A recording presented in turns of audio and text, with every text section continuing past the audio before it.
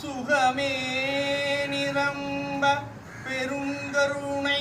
தொட்டிலிடத்தே என்னை அமர்த்தி அகமே விளங்க